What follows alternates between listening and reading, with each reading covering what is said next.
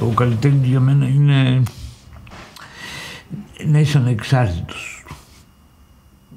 Να μην σκέπτεσαι το χρήμα, να μην σκέπτεσαι το αύριο. Να δουλεύεις για πάρτι σου. Να σου πω τώρα τι θα ήθελα να κάνω στη ζωή μου, από πολύ μικρός, ήθελα να γίνω φυσιοδίφης, να ασχοληθώ με έντομα. Άσχετο, τελείως τρελό. Με ενδιαφέρα πάντα η μικροζωή. Δηλαδή τι κάνει η μέλισσα, τι κάνει το κουνούπι, τι κάνει το μερμήγκι. Καθόμουν τα παρατηρούσα μικρός, ώρες ολόκληρες. Δεν έγινα. Με κέρδισε ο πυλός. Ο πατέρας μου αγκιοπλάστης, ο παππούς αγκιοπλάστης, αυτούς τους δύο γνώρισα. Αλλά ξέρω ότι είμαι 5η γενιά αγκιοπλαστών. Που σημαίνει από πολύ πιο παλιά όλοι αυτοί οι άνθρωποι ήταν με τον πυλό. Όταν του είπα ότι θέλω να συνεχίσω να κάνω κεραμική κι εγώ, μου είπε ούτε να το σκέπτεσαι, ούτε να το φαντάζεσαι, ούτε να περνάει από το μυαλό σου αυτή η ιδέα. Εγώ επέμενα. Μόνο πυλό θυμάμαι.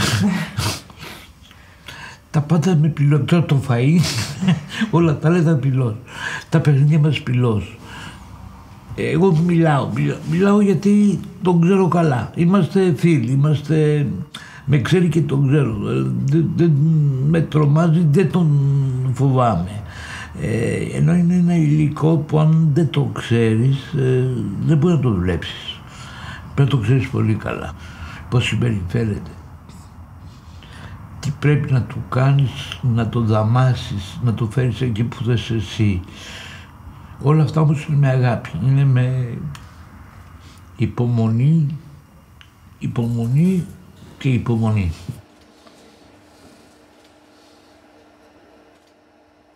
Ο πυλός όμως θέλει και άλλα πράγματα. Θέλει φωτιά, θέλει χρώματα, θέλει πιέσεις, το πώς θα το φέρεις εκεί που θες εσύ. Εκεί ξεκινάει το μαστοριλίκι, η μαστοριά ενός τεχνίτη, το αποτέλεσμα να είναι κάτι όμορφο, που να είναι αποδεκτό, άσχετο αν το αγοράσουν ή δεν το αγοράσουν, αλλά σου είναι πολύ όμορφο. Ξεκινάς κάτι και λες, αποκλείεται, δεν θα γίνει, αλλά ας κάνω μια προσπάθεια.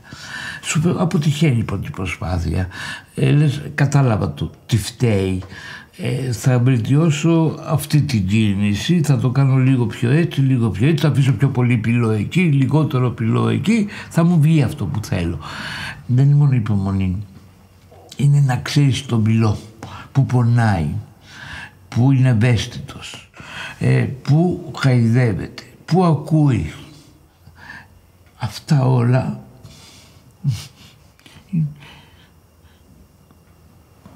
με τα χέρια σου, τα αισθάνεσαι, τα πιάνεις, τον έχεις εδώ τον πυλό. Μπορεί να είμαι και λάθος. Πιστεύω ότι η απλότητα, τα απλά πράγματα κάνουν ευτυχία. Όχι τα δύσκολα. Δεν ψάχνω να βρω δύσκολα πράγματα. Βέβαια πολλές φορές και το απλό είναι πολύ δύσκολο. Νομίζουμε ότι το απλό είναι κάτι πολύ εύκολο, βγαίνει. Φαλιάρες τρώμε κάθε μέρα από τη ζωή μας, είτε πιστεύουμε είτε δεν πιστεύουμε σε κάτι απλό ή δύσκολο. Η απλότητα πάντως που λες εσύ για μένα είναι ηρεμία,